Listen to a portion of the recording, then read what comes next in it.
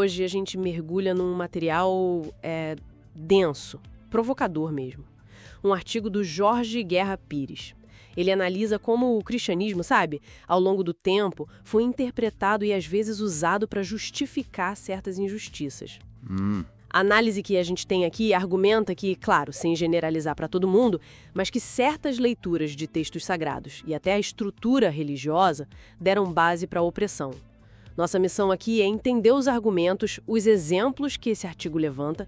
Vamos lá, né? Tentar desemaranhar isso. Exatamente. O foco do texto, pelo que parece, não é negar o lado bom da fé, o potencial positivo. É mais um olhar crítico, né? Sobre como ela foi, assim, instrumentalizada historicamente. O autor usa exemplos bem específicos para defender essa tese, de que algumas interpretações religiosas acabaram legitimando ações que hoje a gente considera injustas. O primeiro ponto que o artigo já traz é a perseguição histórica, né? A quem pensava diferente da fé dominante. Ateus, os chamados hereges. Sim. Menciona a Inquisição, claro, como um exemplo extremo. E até cita o Salmo 14, versículo 1. Disse o tolo em seu coração, não a Deus. Como exemplo de como a própria Bíblia, né, já associava descrença com corrupção moral. Sim, e o artigo conecta isso a uma certa desconfiança que, segundo Pires, ainda existe em alguns círculos. Outro ponto central que ele aborda é a questão da opressão contra as mulheres. O autor argumenta que certas passagens bíblicas foram usadas para reforçar a submissão. Ele cita, por exemplo, Efésios 5. Ah, sim! Aquela parte sobre a submissão das esposas. E também 1 Coríntios 14, que fala do silêncio das mulheres nas igrejas. Isso. E ele também menciona Gênesis 3.16, né? Ligando a Eva ao pecado original, aquela ideia teológica da queda da humanidade, usada como justificativa para subordinar as mulheres. É forte ver como essas passagens, isoladas, foram usadas por tanto tempo, né? Com certeza. O artigo argumenta que isso teve consequências bem reais na exclusão feminina. Sem dúvida. E essa forma de usar os textos sagrados não se limitou a isso, né? O artigo mostra que foi além, chegou na justificação da escravidão. Afirma que figuras religiosas, principalmente nos Estados Unidos, usaram interpretações da Bíblia para defender essa prática. Isso me chamou muito a atenção. O texto fala especificamente da interpretação de Gênesis 9, a tal maldição de Cã, que foi usada para dizer que alguns povos, que eles identificavam como descendentes de Cã, estavam destinados à servidão. Uma leitura bem direcionada, né? Totalmente. E cita também o Novo Testamento, como Efésios 6.5 e Colossenses 3.22.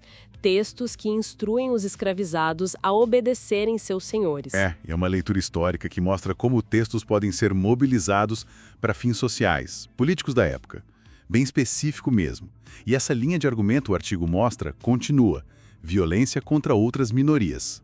O autor menciona o uso de versículos para perseguir judeus, muçulmanos, até cientistas que desafiavam dogmas, como o Galileu. E ele traz a discussão para tempos mais recentes também. Cita o uso de textos como Levítico 18:22 em discursos contra a comunidade LGBTQIA+. Enfim. O material argumenta que ecos dessa mentalidade ainda, influenciam debates atuais. Direitos reprodutivos, direitos civis para essa comunidade. Exato. Aí o autor faz uma observação que eu achei interessante sobre o progresso moral.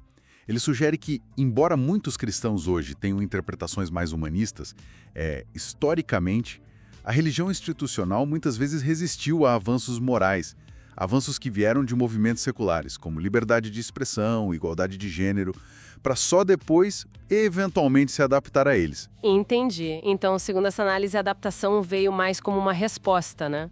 Depois da luta e não na liderança da mudança. Exato. E o que eu acho bem relevante na conclusão do texto é esse reconhecimento da dualidade. O Pires admite sim que o cristianismo inspira muita coisa boa, muitas ações positivas, mas ele insiste que não dá para ignorar o uso histórico como ferramenta de opressão. Faz sentido. Nazismo, onde teve gente da igreja ajudando perseguidos, mas também teve gente apoiando ou se omitindo, né? Pro autor, então, criticar esses usos históricos não seria intolerância, seria um passo necessário para uma sociedade mais justa, mais racional. Nossa, Diante desses exemplos todos que o artigo traz, fica a pergunta sobre o quadro geral, né? Essa análise do Jorge Guerra Pires que a gente explorou hoje, ela oferece uma perspectiva bem crítica sobre como textos e instituições podem ser moldados, né, por interesses de poder, justificando desigualdades históricas. E a reflexão final que o material meio que propõe é sobre a possibilidade do progresso ético se basear mais na razão, na empatia, na busca por justiça, talvez até de forma independente dos dogmas religiosos estabelecidos, entende? A história, por essa visão do artigo, mostraria outros caminhos para o avanço moral. E fica a provocação do autor, né? Será que uma sociedade pode construir sua bússola moral focando mais em valores humanistas, na razão, talvez se distanciando um pouco de interpretações literais de textos sagrados? Fica aí algo para a gente refletir.